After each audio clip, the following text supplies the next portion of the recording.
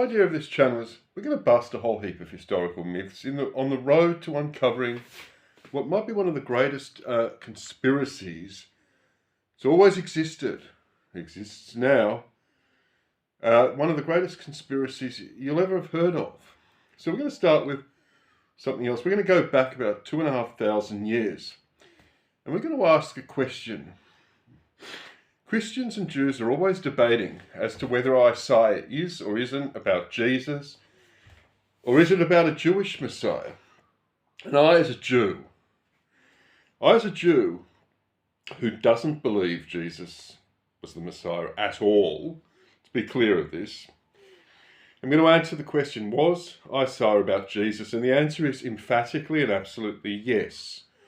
And the whole argument that Jews have with Christians about whether it is or isn't is ridiculous. Now, how does a Jew who doesn't believe in Jesus tell you that Isaiah is about Jesus? So I'm going to answer that question with an analogy, saying that when Christians say Isaiah prophesies Jesus, it's pretty much the same as saying Marx prophesied communism, right?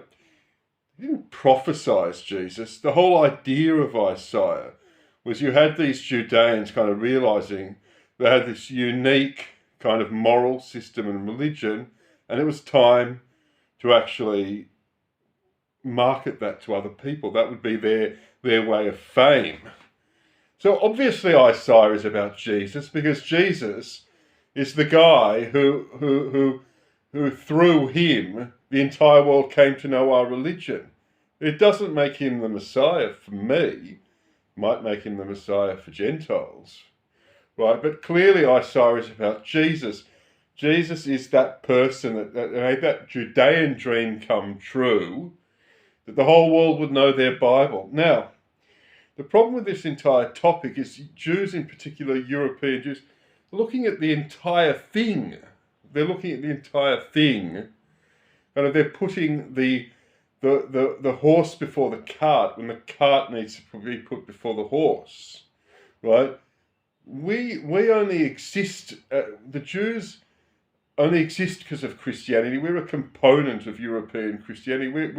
We're part of European Christianity, existing to play kind of the Antichrist and existing as some kind of proof and credibility to the whole story. Oh, the Jews still exist, those people that killed Jesus.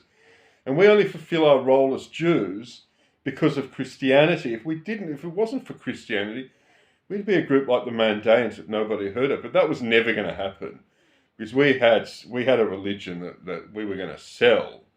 Now the thing is, so people are, like I say, they're putting the horse before the cart. We are, like I say, just a component of Christianity. Now, if you look at the book of Isaiah and the Bible, sure, the Talmud, which is one of the, everyone's heard of the Talmud, it gets a lot of negative press, mentions the various books of the Bible, and Isaiah is in there. But until the printing press came about, has anyone ever seen a scroll of Isaiah that the Jews circulated in their communities? No one's ever seen it, right? No one's ever found that. And it's highly likely the only books that any communities of Jews had were before the printing press were the 5 books of Moses. Now, they'd heard of the book of Isaiah, and maybe here and there one synagogue, or Genezer.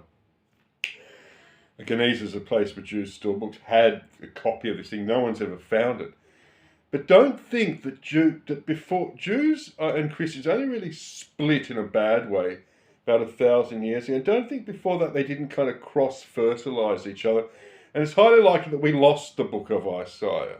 We lost it, and we actually got it back from the church.